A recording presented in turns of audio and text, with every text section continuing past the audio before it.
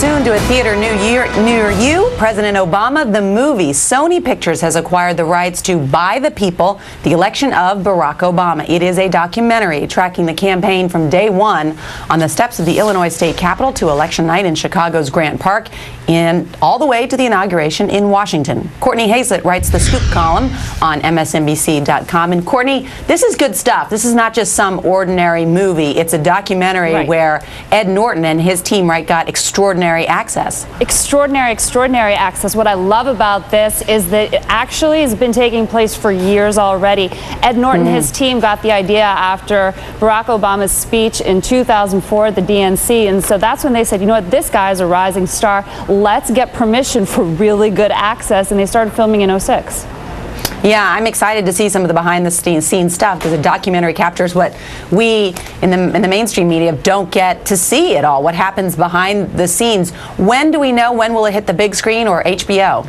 Well, since Ed Norton is hoping to really track him through the White House, it won't be at least for another several years. Of course, a lot of that is going to have to do with if there's another term after this. So right now, that's the plan. However, I wouldn't be surprised if there's a really big demand for it, if maybe you see part one in the not too distant future, and then other parts later. But they have reams and reams of film to go through, just literally thousands of hours of tape. So you're not going to see it next month. Let's put it that way.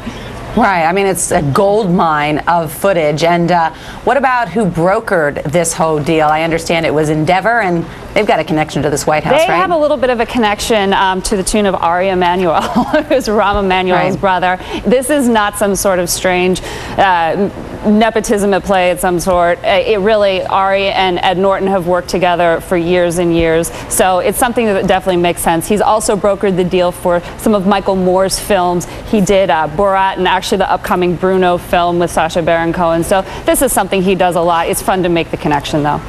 I'm curious, though, how did they know to start so early? How did Ed Norton and his team know to start so early? Because my understanding is they started all the way back in 2004, after he gave that speech at the Democratic Convention. And why did the Obama team decide to give them such access? I mean, it can be a double-edged sword, right? Absolutely. Ed Norton is one of the most socially conscious celebrities we have out there. And what's interesting about him is he does it very quietly. You don't always know that he's doing these sorts of things. Here in New York City, he was really instrumental in the construction of the High Line that's been going on. He takes politics and civics quite seriously. He saw that speech in '04 and was really inspired and said, you know what, I think if we get in on the ground now, kind of capture this lightning in a bottle, then we have something really fantastic on our hands. And he was kind of the first person to approach the Obama camp.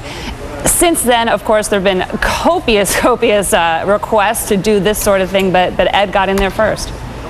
Yeah, certainly a historic campaign and presidency, and we'll get to see some of this behind-the-scenes stuff, the stuff we don't know yet about what happened. Courtney Hazlett, thanks so much for that. Thanks.